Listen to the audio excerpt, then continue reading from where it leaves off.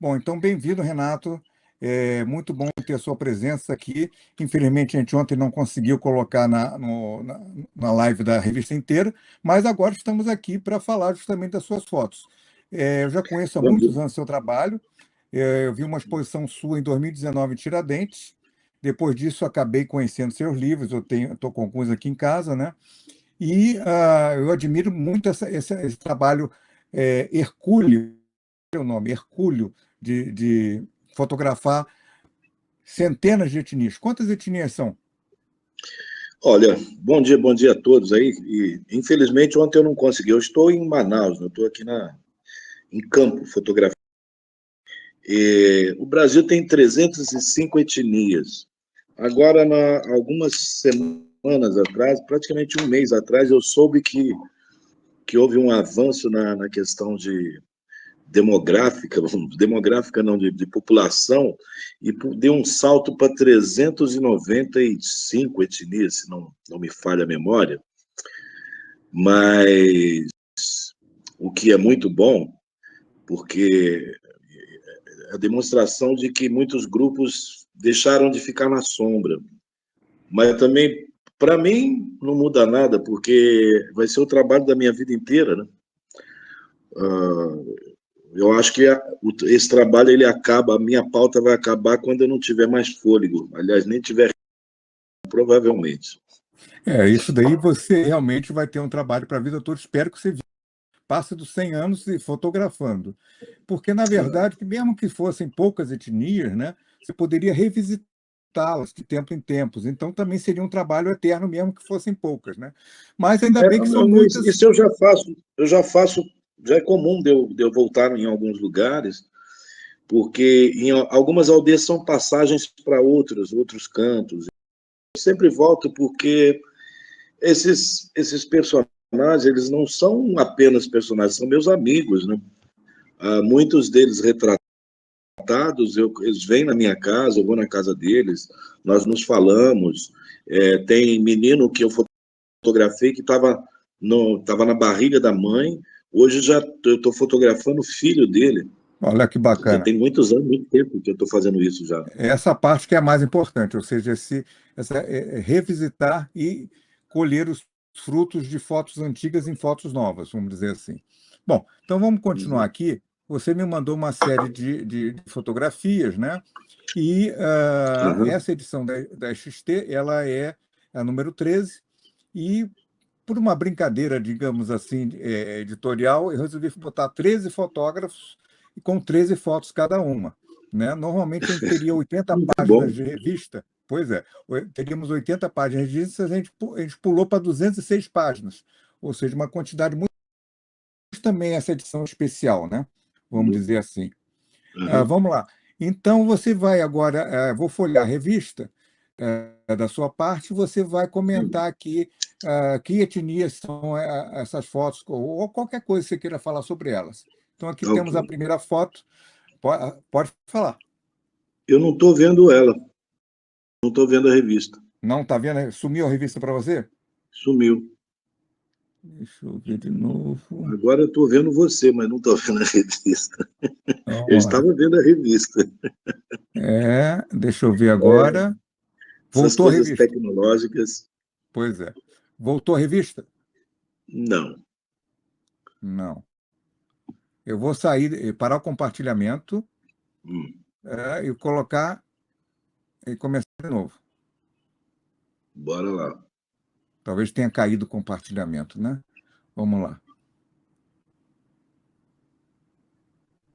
Agora eu vejo um fundo negro. Pronto. Voltou? Não, Não voltou? não. Tá tudo escuro, tudo preto. Hum. Eu achei É que era só dureza. eu. É dureza, é dureza. E o pior é que você já tinha visto agora, nessa mesma transmissão que a gente está fazendo, você já tinha visto a foto, né? As fotos. Já, não, eu já tinha visto a revista, vi a Não, revista não. inteira. Eu estou dizendo até agora, nesse momento, você chegou a ver, né? Sim, sim, eu estava vendo uma foto de uma menina caiapó, Isso. Bengocré. Certo. Então, na verdade, aqui na live e no online está aparecendo a revista. Então, vamos fazer uma viagem às cegas, já para não perder muito tempo. Eu vou te Claro. falando onde está, você sabe mais ou menos as fotos, e de repente você consegue ir explicando para a gente. Então, essa menina. Você consegue ler a etnia, eu sei qual a foto que é. Pois é, eu não sei qual é a etnia, esse que é o problema. Mas eu vou Ah, tentar te não. explicar. Eu vou tentar te explicar aqui. A primeira você Ah, falou que é a mostra, menina. mostra. Você não tem a revista impressa? Não, não. Uhum. Ah, essa menina, ela está toda de rosto preto. Eu vou fazer que Sim, nem sim. uma Os descrição, né? desenhos. Audiodescrição, tá? Essa é uma menina caiapó, eu fiz na aldeia Moicaracu. Os caiapó, na verdade, a denominação caiapó quer dizer cara do macaco, por conta da pintura corporal que eles fazem. Os grupos tupi, quando tinha encontro com eles chamavam aquele grupo de caiapó. Mas o nome verdadeiro, a autodenominação é Mebengocré. Hum, E a grande família se divide aí você vai ter lá os grupos antigos, o Embraer, que desapareceu com a chegada dos homens brancos. Você vai ter Xicrim, a Metutire, que é o grupo do Raoni, Gorotire. Você tem vários grupos. A grande família Caiapó são os primeiros habitantes do Brasil Central, né? olha Então, só. eles são bem Bom, interessantes, têm uma cultura diferente. Todos eles são diferentes, mas têm um pensamento rápido, porque eles eram nômades. E como nômade, você tem que agir com muita destreza do QI, é muito rápida, ele não perde tempo em reuniões, em longas reuniões. Não é que ele não perde tempo, eles agem diferente. Então ele tem que ter um pensamento mais lógico, o pensamento lógico dele é muito rápido. entendi. Vamos para a próxima? Vamos lá. Aqui a próxima página estamos no Rio, tá? Eu não sei que rio é esse. Ele tem uma canoa com 3 indígenas. Um está com arco e flecha Ah, tá, apontando para o rio. Ou seja, tá, estamos fazendo audiodescrição também da live. Vamos tá. lá, pode Essa falar. dali, essa dali é a pescaria tradicional na Lagoa do Ipavu, lá na terra dos Camaiurá, na terra indígena Xingu. Essa fotografia é de 2011, quando eu fui fazer, junto com Ulisses Capozoli, editor da Scientific American, jornalista, nós vamos fazer a documentação de todo o parque indígena do Xingu. E nós fizemos isso em um tempo bem longo. Nós viajamos por toda a região da indígena Xingu, documentando os 60 anos do Parque do Xingu, né? Que até então era parque, hoje em dia é terra indígena Xingu. 2011 também é um marco, porque é quando eles começam a fazer Belo Monte. Então tinha muitas brigas, muitas confusões, coisas complicadas. E é triste, não? É uma situação triste, mas ao mesmo tempo também você tem o lado feliz da imagem, dos encontros, de rever os lugares e perceber que tudo vai se modificando com o tempo. E com a entrada muito dura do agronegócio, do homem branco, vamos chamar assim, do ser civilizador, né? E que eu sempre acho meio dúbia essa palavra. Mas é uma fotografia que ela marca, assim, a pesca tradicional, que provavelmente daqui 15 anos, 20 anos, ela vai desaparecer também. Espero que não. Esperamos que não. Vamos É. então passar para a próxima página.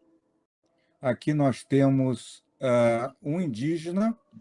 senhor, idoso, com uma espécie de cigarro de palha ou coisa parecida, fumando e se soltando fumaça. Ele está olhando para o lado. Consegue É um identificar? cheio de fumaça. Esse daí é o Iritu. Iritu não, como é que é o nome dele?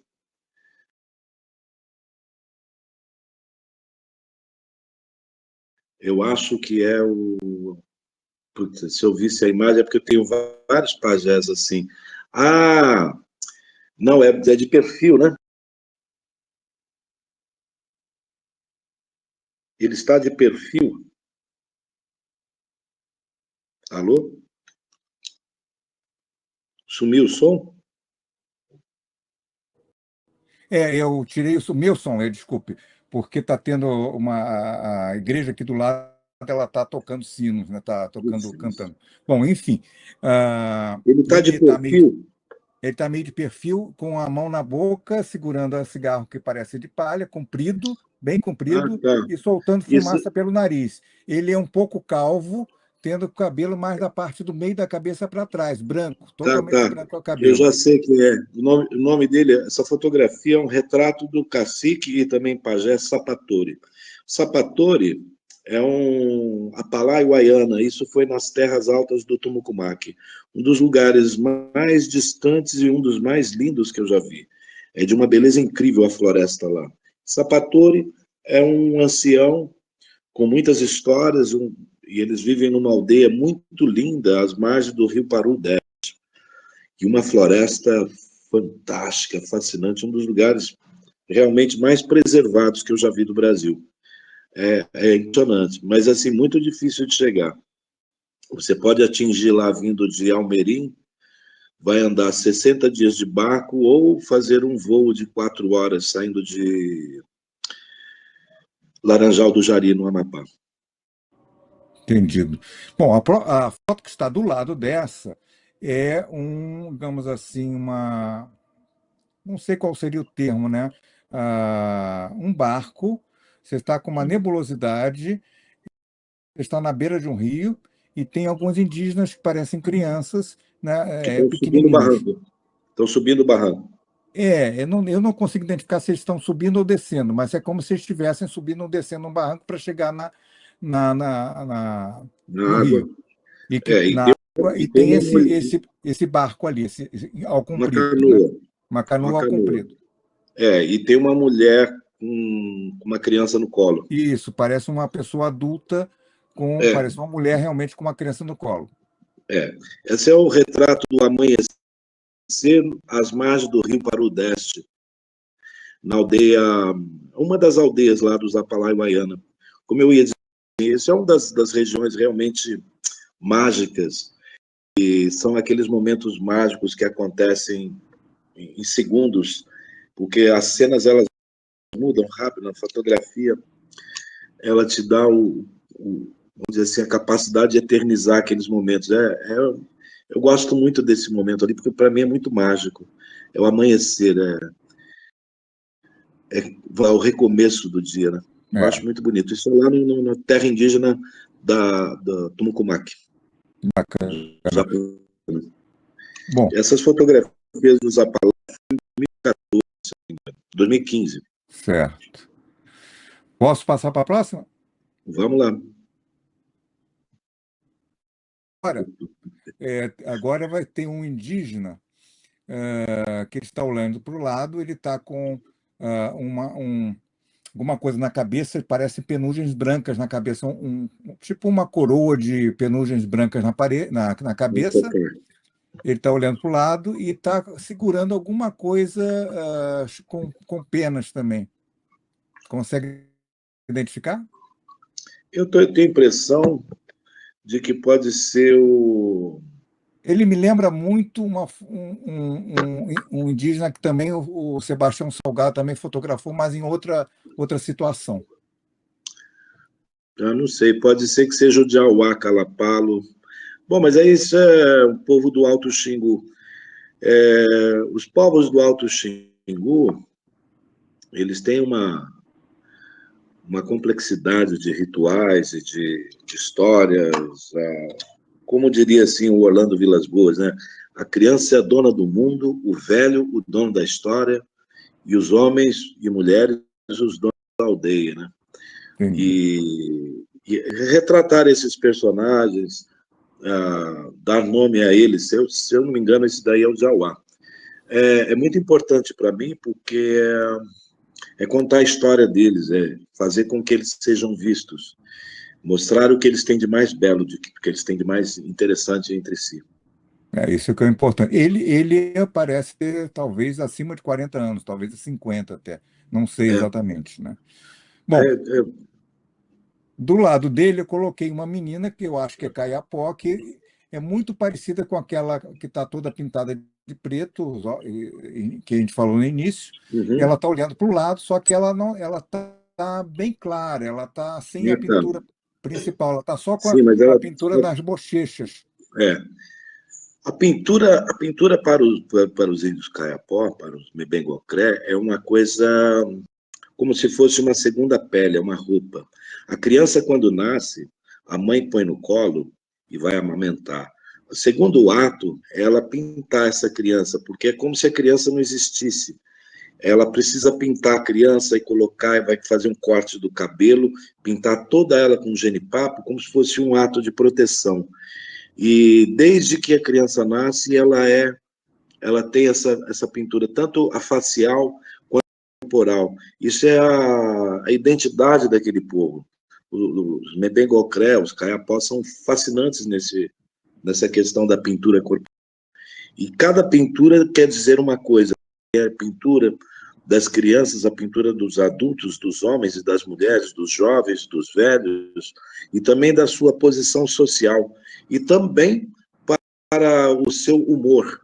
Porque se você vê um indígena Kayapó todo pintado de preto, do rosto, corpo, como você deve ter visto durante os últimos anos, o cacique Kayapó Raoni, ele sempre aparecia na televisão com o rosto pintado de preto. Está em guerra contra a sociedade, contra aqueles que estão cá. Então, essa coisa da pintura e da referência mostra não só a etnia, mas também o seu de que, vamos dizer assim, a sua posição social e também o seu humor. São várias faces da pintura corporal. Eu acho fascinante. Muito interessante isso daí. Vamos seguir a próxima foto. Agora, nós temos aqui a primeira dessa desse spread, né, dessa prancha. Ela é de um senhor indígena, aparentemente só com cabelo nas laterais, ou ele está com alguma coisa também tapando talvez o cabelo na parte central. Ele tem uma feição que para mim é muito familiar, parece uma feição parece da minha tia-avó, que era de Manaus. Ele está usando aparentemente um, uma- um pano cobrindo a parte da frente, que vai até abaixo dos joelhos, está segurando um cajado, está com vários colares compridos, né? Que parecem de corda, ou coisa parecida, e está num barranco à beira de um rio, aparentemente. Esse daí é um cacique também, o Ayana Palai, que é lá da Serra do Tumucumaque. É interessante as escolhas das fotografias, da edição final. Né? Os Wayana Palai, eles têm uma cultura interessante, e ali eu visitei mais ou menos umas 12 ou 13 aldeias, certo? Descendo e subindo o rio.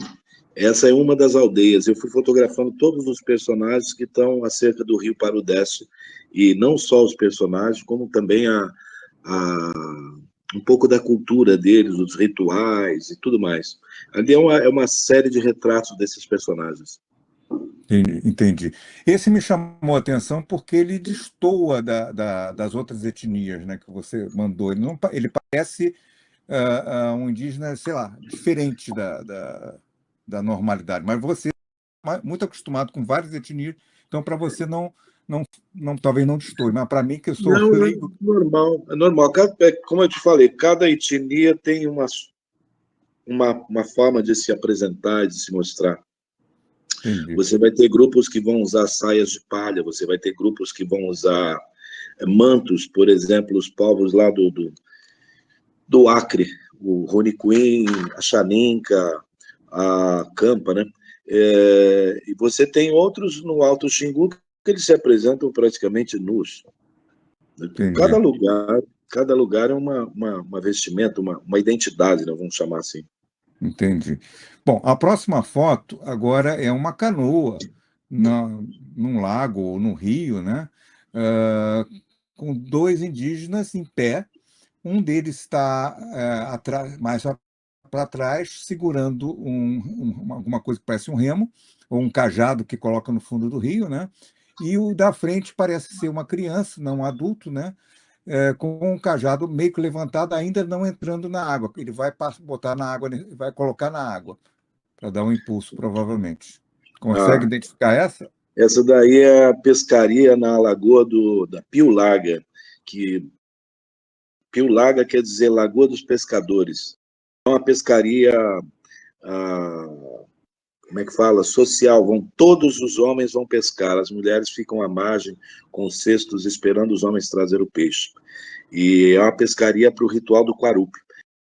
Nesse dia ali foram tirados mais ou menos uma tonelada de peixes ali desse rio, dessa lagoa. A Lagoa do Ipavu, a aldeia Uauxa Piulaga. Os Uauxas são da etnia que é conhecida como Uaurá, e eles têm, a língua deles é o Aruac. Entendi, São fascinantes, eles têm uma cultura bem, bem interessante mesmo. entendi. Bom, então vamos para a próxima foto, que eu vou fazer uma audiodescrição. Esses prédios aqui que entrou, conjunto de 2 páginas, eu acho que é o que eu mais gostei de fazer. Tem uma foto que é a seguinte, que é maravilhosa, que eu vou descrever depois, mas a primeira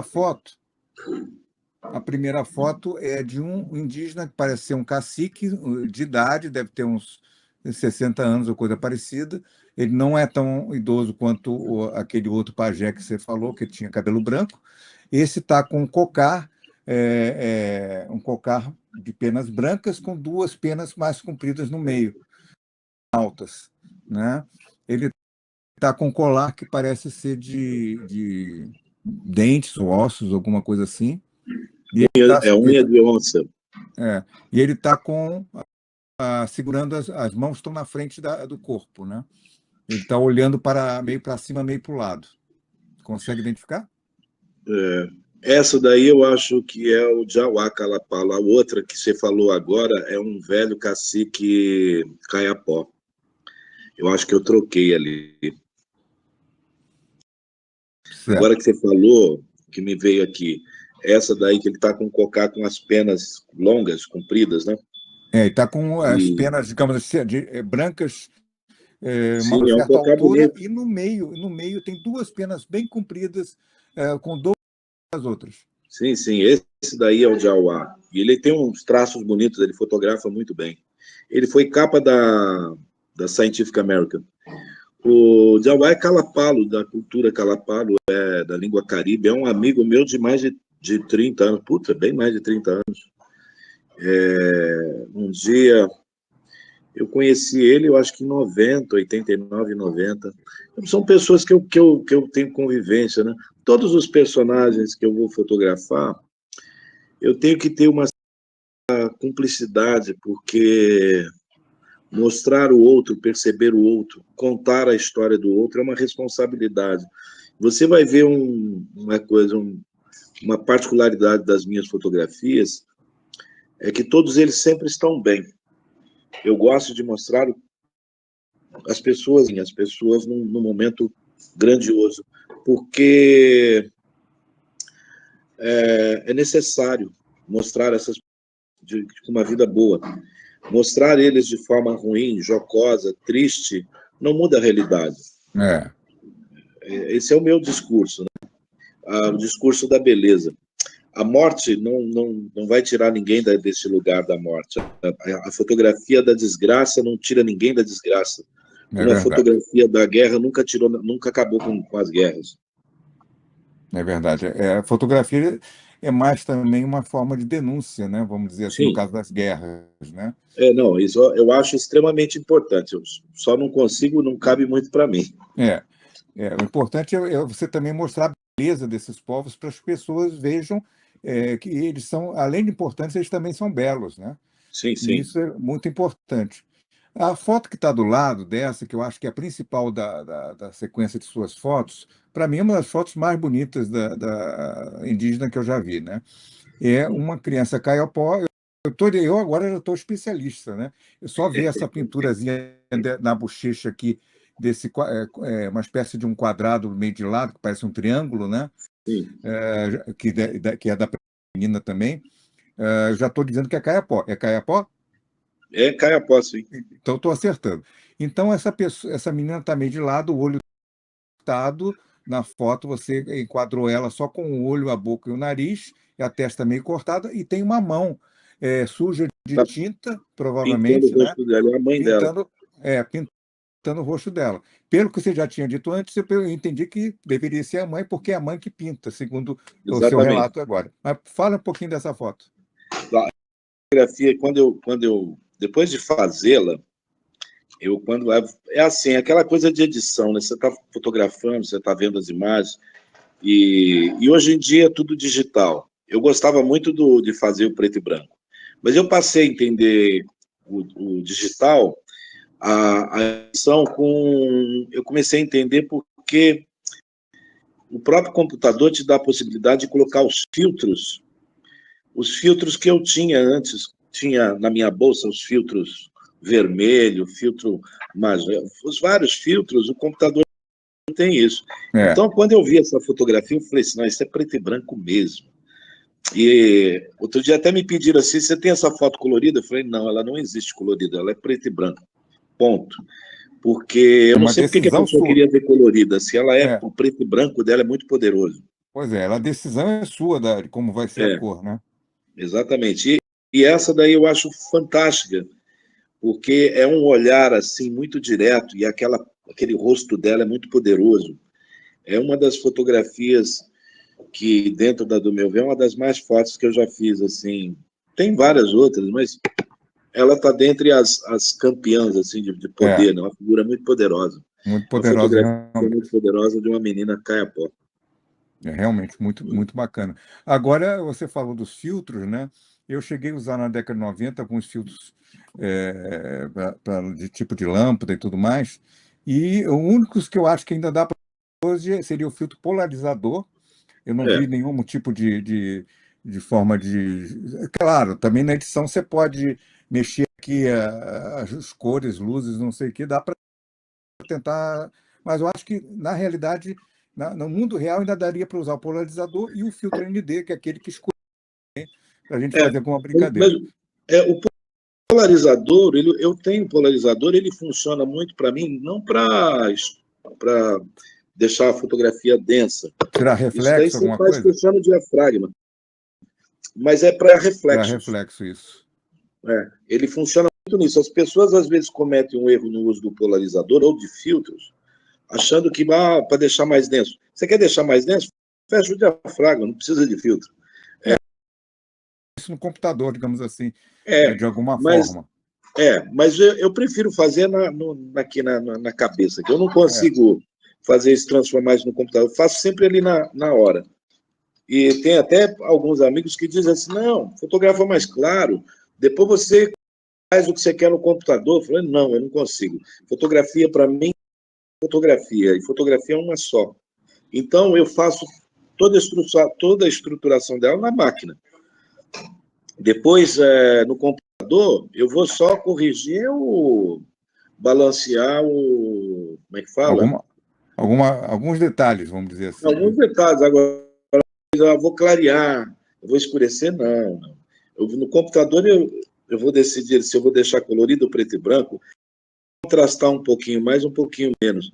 Mas a densidade da imagem, a ideia, ela forma para mim na hora do clique. E eu usava cromo, que é uma coisa muito engraçada, e eu fechava o diafragma e pegava só as mais altas luzes, as baixas luzes virava escuridão. E tinha gente que falava para mim, pô, você faz isso? Eu faço. Mas o cromo, a latitude é muito baixa. Eu falei, sim, mas vai testando até você entender a latitude dele. Não existe outra forma. Não adianta você ler a bula. Você tem que fazer a sua receita da fotografia. A linguagem é tua linguagem, não é a máquina. Eu não respeito essas regras. Você Nunca tem que respeitei. criar seu estilo, né? E você tem seu É. estilo. É por aí. Vamos lá. Foto seguinte. Uhum. Temos agora, depois dessa foto forte e maravilhosa anterior, né? Começa a ficar complicado porque aquela foto é maravilhosa. Agora tem uma muito bonita de uma oca centralizada na parte de baixo da imagem, com Lá um no, um tem um céu menino lá no enorme. fundo. É na porta, né? Talvez. Não Não, não é consigo na identificar. porta. Ali é a Oca ainda em construção. Isso daí é Não, uma não. casa. Hã? Essa é uma oca pronta já. Pronto? Aparentemente está pronta. Tem uma do lado esquerdo, ao fundo, bem ao fundo, que não se nota muito. Essa aparentemente está construída, não tem ninguém na imagem, e ela ocupa a metade inferior da tela, da foto. Putz, eu não sei qual que é. Bom, Não estou conseguindo assim. então, olha só, eu vou continuar, porque tem mais duas imagens que uma oca igualzinha. Vamos lá. Isso daí é uma casa xinguana. Ela é arredondada nas pontas, né? Olha só. Então, aqui a última foto, a última foto, no caso, é de uma. Também tem essa oca ao fundo, que parece para mim a mesma oca, ou uma oca muito similar, da mesma aldeia, né? E com um conjunto de moças, né, indígenas, parece marchando, né, fazendo algum ritual. Elas estão de alguma coisa protegendo a parte, a parte genital, talvez não, até mostrando em alguns casos, estão com os seios de fora, estão com cocar também, que é aquele mesmo cocar, digamos, de meia altura, com duas penas lá para cima mais altas. E Isso elas daí é estão outro. e eles Isso estão daí é andando. Mas é um grupo de mulheres de frente, frontal? Não, eles estão passando de lado em frente de uma oca. Ah, tá. Esse dali, no fundo, tem uma oca, né? Esse daí é o ritual das Yamunikumã, na aldeia Camaiurá. Os Camaiurá são um grupo tupi que vão viver no Alto Xingu há mais ou menos 380 anos, 400 anos. Eles são os descendentes diretos dos tupinambás, né? Camaiurá vem da corruptela de Camaiulá, aquele que come o outro, que come o morto, vamos dizer assim. E eles chegam lá, acabam se adaptando e aderindo à cultura xinguana. E com os anos, passar dos anos, eles pararam com esses rituais antropofágicos. Né? Mas E eles seriam rituais mais aderiram. dos vencidos, né? Essa a regra, vamos dizer assim. Não, não, não, não. Eles, quando vão lá, o Hans Staden conta que foi para uma aldeia e lá os tupinambás não comeram ele porque ele, sei lá, de uma certa forma, eles ficaram muito impressionados com ele. Não, não. Se um tupinambá fosse contar a história na visão tupinambá, eles iriam dizer assim: nós não comemos ele porque ele era um covarde. O tupinambá, quando ele mata o outro, ou os tupiniquins, tupinambás, ou qualquer grupo que fizesse isso lá outrora, primeiro ele não fazia por fome, porque ele tinha muito alimento aqui, tem muito alimento na floresta, nos rios, tem muito peixe, muita caça, muita pesca, né? Então, ele não era feito dessa forma. Quando ele matava o outro, o inimigo, ele vai comer o braço do inimigo para ficar forte como o inimigo, ele vai comer suas pernas como o inimigo, porque ele é forte, é um forte guerreiro. Ele come em respeito. Certo? É como dizer lá os Munduruku, encolhedor de cabeça, os antigos lá, de Varros, que encolhiam, os encolhedores de cabeça, eles carregavam a cabeça, não como troféu. O troféu é uma coisa muito ocidental. Eles carregavam porque, como ele matou o inimigo, é uma obrigação dele carregar o outro. Certo? Isso não é um troféu. A morte não é um troféu. É quando você mata o outro em respeito ao outro. Ou você o absorve para tirar o poder dele, e não é tirar o poder do outro, é adquirir o poder do outro, em Entendi, respeito ao outro. Ou entendi. você o carrega em respeito a ele, né? Não, Então, não, E no caso da história que ele conta dessa vivência e tal. Mas, assim, ali você está diante ali do ritual das mulheres, o Yamuricumã. Yamuricumã, ele vai dar de encontro com a história do Orelana. Orelana desce o rio, vem vindo pelo Amazonas, na região do Inhamundá, tem um encontro com uma aldeia que haviam só mulheres, que ele vai dizer que eram as Icamiabas, as guerreiras do sol e coisa assim, ou no caso ele vai dizer que são as Amazonas. Mas, na verdade, se você for ver, no Brasil ainda existia um ritual onde ainda existe um ritual desse no Alto Xingu, mas deveria acontecer em todo o território amazônico. As mulheres tomam a aldeia e convidam mulheres de outras aldeias. E chega a ter mais de 5.000 mulheres numa única aldeia. E o homem passa a ser inimigo. Qualquer homem que chegar perto, qualquer homem que chegar dentro do território dessas mulheres, ele vai ser atacado. Orellana provavelmente encontrou, certo, uma aldeia em dia de ritual de mulheres. E na confusão ele diz que encontramos as Amazonas. E é aí que vai dar o nome do rio atual, que é o Rio Amazonas, o nosso maior rio. Né? Entendido, Mas isso bacana. vem dessa confusão histórica. E o Yamuricumã, o único local ainda que ainda mantém esse ritual é no Alto Xingu. E os Kayapó têm um outro ritual que é o Metora, que também é uma variação, e é só as mulheres, mas as mulheres elas lutam junto com os homens. No Yamuricumã, não, as mulheres dominam a aldeia e mandam os homens embora. É Entendido. fantástico. Eu não me lembrava, eu acho que eu nunca escutei talvez essa explicação da origem do termo Amazonas. Já tinha escutado, claro, mas não essa da confusão de ter sido talvez num dia de ritual que ele deve ter É, encontrado, né? Essa parte realmente eu acho que eu nunca ouvi.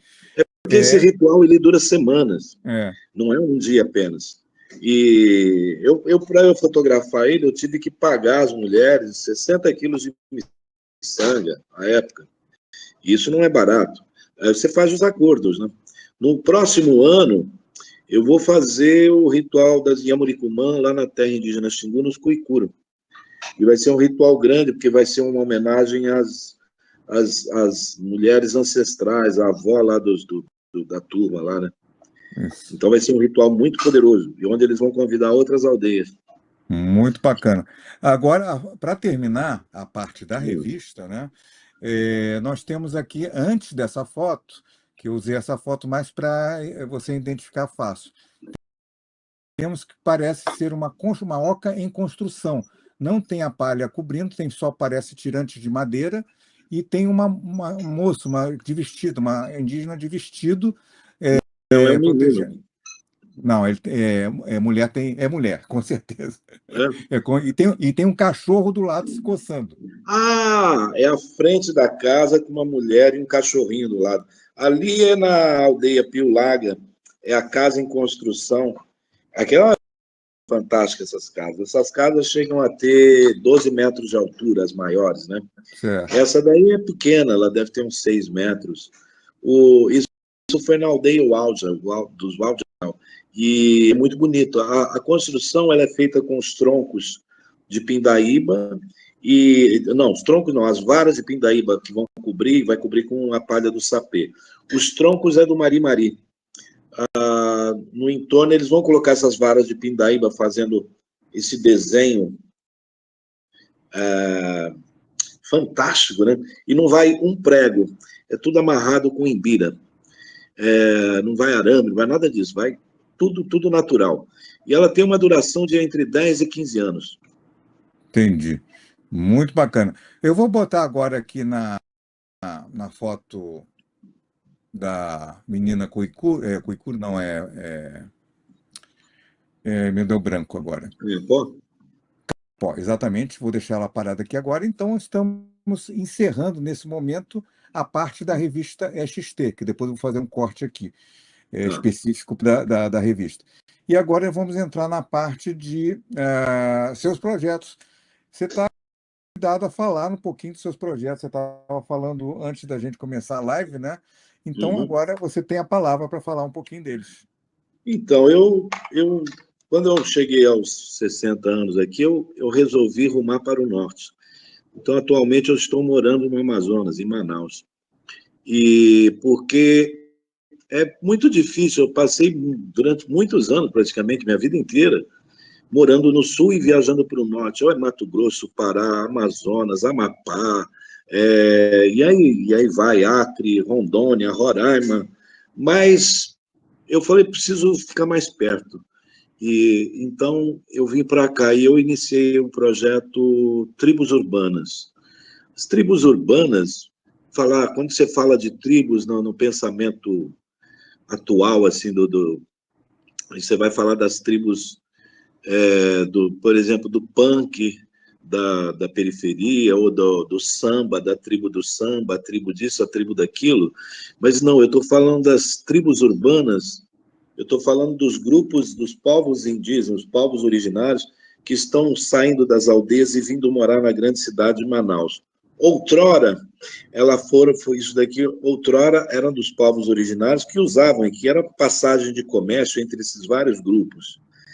E hoje é uma cidade, e eles passaram a vir para cá. Então você vai encontrar o indígena, os povos originários brancos do Amazonas, as 72 etnias vivendo na cidade, na grande cidade aqui, moderna, vamos chamar assim, onde você tem no Palco Teatro, o Grande Teatro Amazonas, e um cenário maravilhoso, às margens do Rio Negro, assim, no encontro do Rio Negro com Solimões, com o Rio Amazonas, os formadores do Amazonas.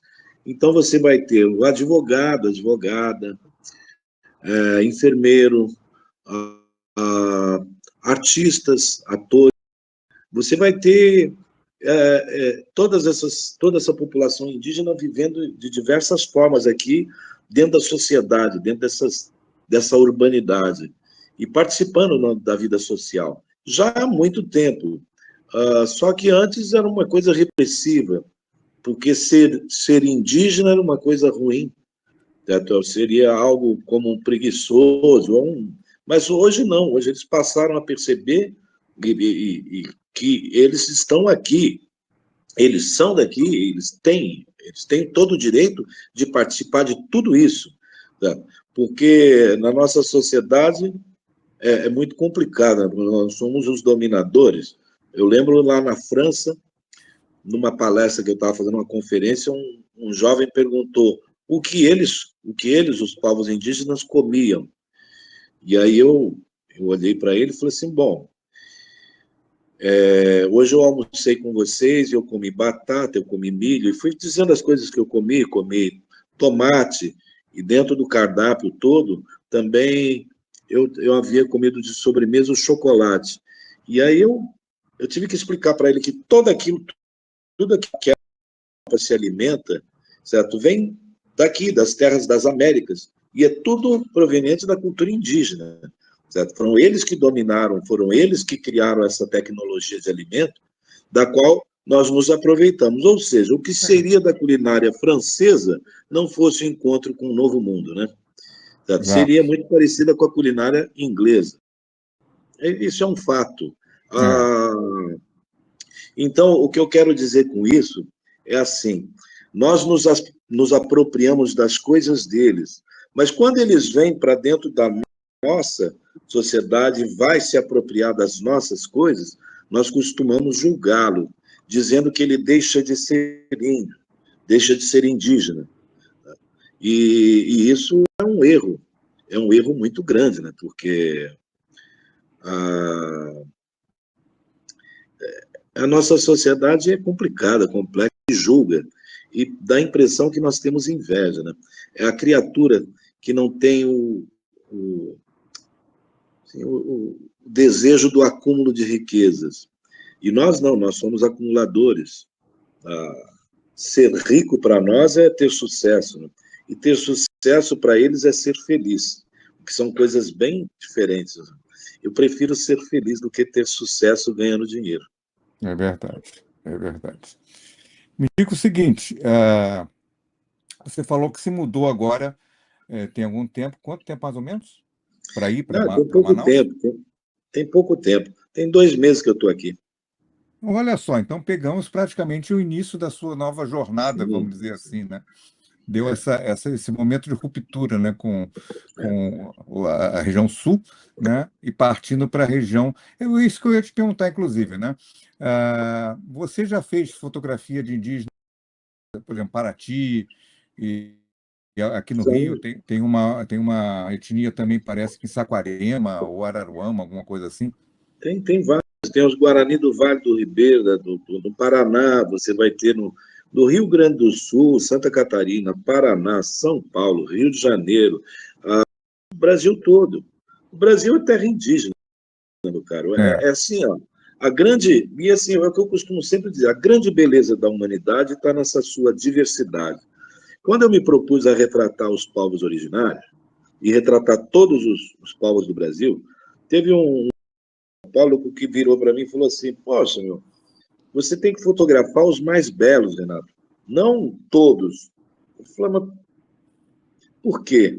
E aí, conversando com ele disse assim, você vai fotografar lá os Pataxó, os Pataxó nem falam mais a língua, estão inventando uma língua. Aí eu olhei assim, eu falei que interessante. Aliás, um assunto muito interessante para um antropólogo, né? Pois é, Documentar um povo que está se recriando e recriando uma nova língua. pois é. Agora vira um barulho aqui de um... Tudo bem. Porque, inclusive, nós estamos sempre modificando a nossa própria língua, né? Por que que eles não podem, né? É uma É, questão de saber como é que a língua funciona, né? As línguas funcionam, é. né? As línguas Sim, voltam e eles estão modificando a língua, digamos, que eles tinham de origem. mas o negócio todo é assim, a grande beleza da humanidade está na diversidade. A grande beleza da humanidade está na sua diversidade. Senão nós ficamos muito restritos a... Se eu ficasse restrito a fotografar só os povos mais belos, já teria acabado o trabalho. Ele não teria também muita validade no ponto Documental, pode-se assim dizer. documental, social, antropológico ou da própria antropologia visual. Você imagina, eu estive esses dias atrás aqui no Parque das Tribos, que é uma pequena comunidade que tem lá por volta de 40 mil pessoas vivendo lá,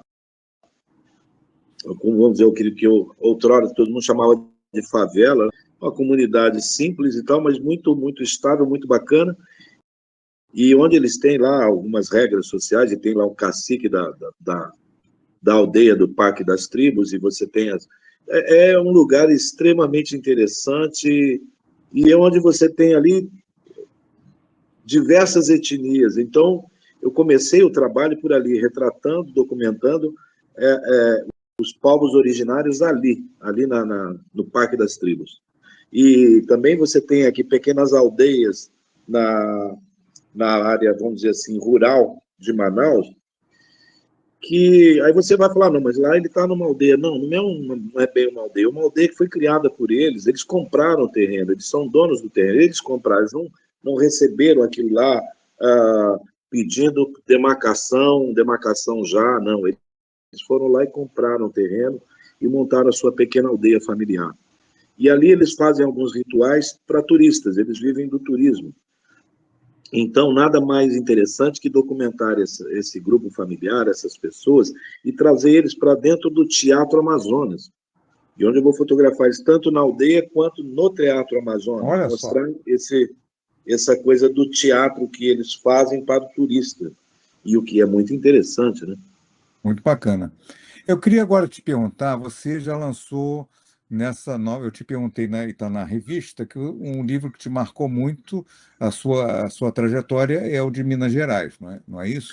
Ah, sim, sim. Minas Gerais, ele é um ensaio um pouco dessa coisa humana, mas lá é o povo da minha raça mineira. Pois é. Ali é o Mar de Minas. Mar de Minas, como diria no poema do Cacaso, Mar de Mineirainho, Mar de Mineirão, Mar de Mineiravinho, Mar de Mineirapão. Mineiro não tem mar, né, mas carrega na alma um oceano. Eu fui Tá retratar certo. um pouco dessa mineiridade, um pouco dos personagens da minha vida, tanto é que tem um amigo meu que diz assim, esse livro seu, ele é nepotista. Eu falei, por quê? Ele falou, você tem aqui tua mãe, teu pai? Eu falei, sim, qual o problema? Eu fui fotografar o outro, essas pessoas, eu tenho foto da minha avó, tem foto do meu pai e da minha mãe, mas tem foto de eles, todos eles são mineiros, e Pois cada é. qual o seu jeito, né? Esse livro aí, que, digamos assim, faz parte, é a sua história, ao mesmo tempo também É, é, dentro do livro, né? Então, você, mas ele retrata os 34 municípios em torno do Lago de Furnas, os 34 municípios lindeiros, chamado assim. O Lago de Furnas, que hoje é conhecido lá como Mar de Minas, ele vai molhar a terra desses municípios e todas essas cidades acabam tendo uma relação com essas águas, seja para o bem ou para o mal, porque quando as águas do lago chegaram, ela modificou ali a geologia, a geografia do lugar. E pessoas que tinham uma vida foram mudadas, outras perderam terras, perderam casa, pessoas perderam vidas. Mudou muito ali. E é interessante mostrar um pouco isso também. Bom, eu queria agora te perguntar sobre seus livros fotográficos pela editora Afluente. Afluente, exatamente. Eu queria que você focasse na parte de edição mesmo, na edição que eu digo dos livros que foram lançados, e se tem mais livros, quantos são, né? E se tem mais etnias a serem publicadas. Sim, sim. Vamos lá, nós fizemos ali, são 8 livros, 8 ou 9 livros, se eu não me engano, que as etnias Calapalo, Cuicuri, Aualapitica, Maiorá, Uaurá, Caiapó, Yanomami, pinturas corporais. A ideia é fazer um livro de todas as etnias, tanto é que a coleção Povos Originários. Mas é no sistema on demand, ou seja, você compra, a gente faz o livro e te entrega. É um negócio, é novo para o Brasil, então a gente faz aqui um lançamento aqui, outro ali, outro acolá, e vai divulgando, mas é muito lento. Mas o interessante é que nós começamos, temos sim ainda muitas outras etnias para publicar, do Menaco, o Ayana Palai e tantos outros, Pataxó e por aí vai. A ideia é mostrar, quem sabe, as 305 etnias, 305 livros. Isso aí. E veja bem, essa ideia de fazer por demanda, eu acho que viabiliza isso. Porque Sim, mesmo que você pegue uma editora, não, vamos fazer pela lei, não sei das quantas lá, e conseguir imprimir, sei lá quantas, uma tiragem, sei lá, de 5 mil, 10 mil, 20 mil, só que você vai fazer de um livro. Depois, para conseguir verba para um segundo livro, também pela lei, já complica um pouquinho mais. Vamos dizer, sim. 5 livros, 10 livros você até pode conseguir, mas aí os 300 etnias, 300 livros, é quase impossível. Então, por demanda, eu acho que viabiliza bem esse tipo de coisa. Sim, Você sim. está com o livro pronto, que a pessoa que quer compra aquela etnia. Exatamente. Inclusive, assim, ó, se puder divulgar aí, as pessoas que tiverem interesse, basta entrar no site da editora e procurar por coleção Povos Originários, Isso, ou Renato Soares, editora Afluente. www.afluente.art, Ponto com arte. P mudo. Maravilha. E também é só pesquisar no Google lá, Afluente, editora Afluente e Renato Soares, que vai achar fácil daí também. Sim, sim, Né? Ou seja, também. não gera dificuldade nenhuma. É. Mas a coisa mais fantástica nessas edições é a seguinte: um terço vai para a comunidade. Isso, você falou isso. Mas Um explica terço, novamente isso. para o mercado editorial, isso nunca foi feito. Um terço é da editora, um terço é do autor, um terço é da comunidade. O livro ele tem um preço um pouquinho mais acima justamente por conta disso. Então, mas quando a pessoa compra um livro, ela pode ter certeza que está tendo um impacto social, porque volta um recurso para a comunidade indígena, o que eu acho Entendi. de extrema importância. Muito bacana isso. Inclusive, essa parte por demanda, que é a primeira gráfica, a editora que está utilizando uma gráfica, que é a primeira gráfica que eu vi aqui no Brasil que está investindo nessa parte por demanda em livro fotográfico. A gente vê Sim, muito isso, e eu tenho experiência de 25 anos em livro texto, né? Texto tem a rodo, tem muitas editoras aí que fazem por demanda, porque eles têm, digamos assim, outros objetivos, inclusive. Agora, a parte fotográfica, a gente só vê por demanda para livros fotográficos de casamento, coisa parecida. Só que eles colocam o preço lá em cima, então inviabiliza para quem quer lançar um livro totalmente. fotográfico. Mas aí. Mas eu acho que vale a pena os autores com projetos realmente interessantes e tal. E a editora lá é Projetos de Brasil, um Brasil profundo.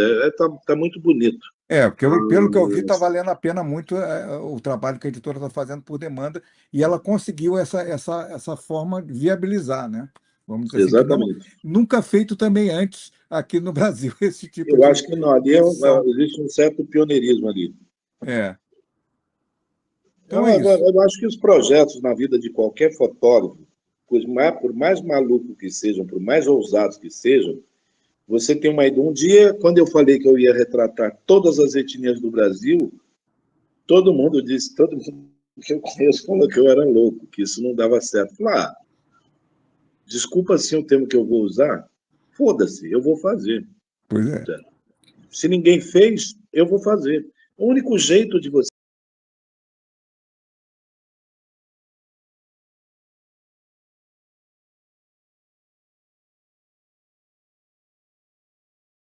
fazer algo, Voltou. então Voltou.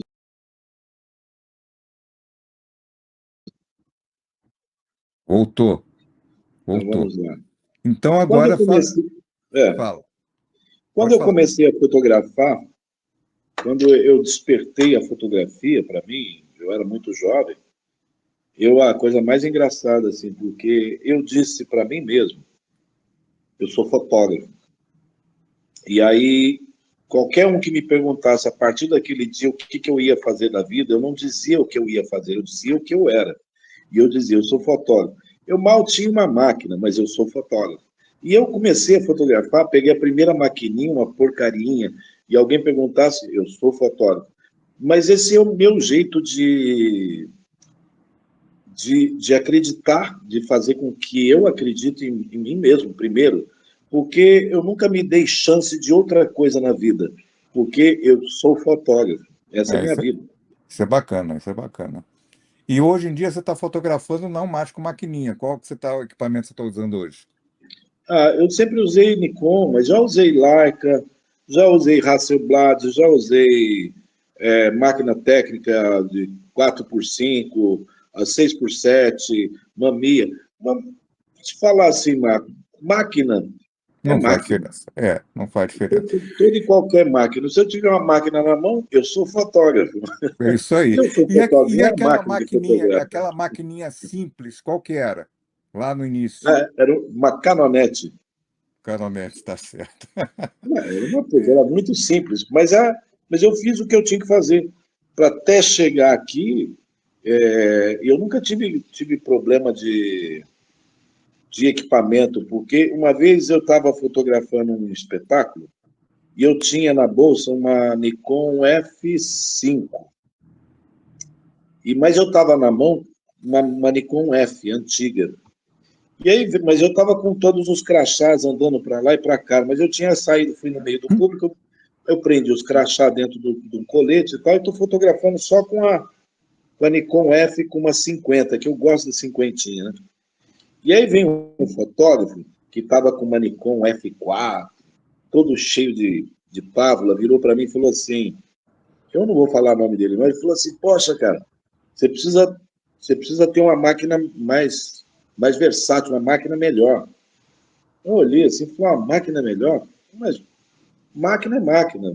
Não é a máquina que tem que fotografar melhor, é você que tem que fotografar melhor que a É máquina. isso aí, é isso aí. E aí tal, e eu fiquei quieto. Num segundo momento, eu estava dentro do espaço aonde você entra só os profissionais. Porque ele falou para mim que eu precisava comprar uma máquina profissional, né? Aí eu estava dentro do espaço, eu tinha os crachá, tinha as aberturas lá, E ele não aí eu já tinha. não estava mais com a Nikon F, eu peguei umas Ah, outras lentes e eu fui fotografar algumas cenas de palco e do palco para o público. De repente bateu no meu ombro assim, eu olhei e falei, e aí, cara, como é que eu entro aqui? Ele falou, para entrar aqui, você tem que ser profissional. Não adianta ter máquina. pois, Que é e, bobagem, a máquina é uma bobagem. pois é. Não, só por curiosidade, que eu acho que muita gente pode ser nova que não está vendo o vídeo e ser jovem, e essas Nikon F é tudo de filme. Era tudo filme. A Pois é. série FM, F3, HP, eu comecei com a F, né, que era uma máquina, era um tanque. Você tirava a tampa É, dela, não abria assim. Você tinha que tirar a traseira dela toda. entendi. E até Eu ela tenho uma, soltava a cabeça. eu tive uma Nikon FE na década de 90, né? F, Já era velha para a época, FE, mas eu adorava ela. é. Ela era das mais simplesinhas da Nikon, mas era uma puta máquina. Mas é o que eu falo. Eu comecei com a Canonete. Mas não é a máquina que fez eu acreditar, agora eu tenho uma máquina profissional, eu sou fotógrafo. Não, eu mal tinha máquina, eu já dizia, eu sou fotógrafo. É isso aí. Porque eu não dei outra profissão para mim, eu me dei a profissão de fotógrafo. Eu inventei para mim que eu era fotógrafo, eu tinha 16 anos e eu sou fotógrafo. Isso aqui é uma maravilha. Ou seja, já encarar Doideira. a profissão logo de cara, seja o que Deus quiser. Mas é isso, Ah, Renato. Eu queria agradecer a sua presença. A gente está completando aqui, deixa eu ver quanto tempo, 1 hora de gravação. Eu acho que a gente vou cortar uma parte inicialzinha lá que deu alguns tilts, sim, né? Mas acho que ficou uma ótima conversa, uma ótima entrevista. E qualquer coisa legal. que você precise, eu estou aqui. E a revista XT está aberta também para você, para qualquer coisa que você precise. E você Maravilha. queria dar umas palavras finais? Não, não, a única coisa que eu posso dizer para todo mundo é que você quer ser fotógrafo, fotografe. Você quer ser um profissional da fotografia, qualquer área que seja, fotografe. Não tem outra maneira de ver a fotografia, para mim, é a criação. O primeiro momento onde o homem registra a si mesmo está nas paredes, nas cavernas do templo, lá nas pinturas rupestres. Ali estavam os primeiros fotógrafos. O que eles estavam fazendo? Registrando o cotidiano, suas festas circulares, sua caça, sua pesca, o seu entorno. Hoje nós estamos fazendo a mesma coisa, né? Tá Com certo. uma tecnologia mais avançada. Então, eu posso me sentir, quando eu estou fotografando, às vezes eu me sinto assim, um homem da idade das pedras, das cavernas ali, fazendo a minha pintura rupestre. Daqui a algumas centenas de anos, as pessoas vão olhar e falar, nossa, que coisa primitiva a fotografia, né? Não, acho que não vai chegar nesse ponto. Mas é isso então. Queria agradecer mais uma vez a você pelas suas fotografias na XT, da edição 13, por essa entrevista ao vivo também. E estamos abertos a qualquer coisa, né? Tá, Qualquer João? coisa que você chama a gente, a gente acha que também, contactando você, a gente vai ter novo material bacana aí futuramente. Mas é Não, isso. bom, futuramente a gente vamos mostrar aí as tribos urbanas aí para vocês. Isso aí. Então fica um Maravilha. abraço a você, abraço a todos e um grande abraço. Até logo aí. Eu vou Até desligar. logo.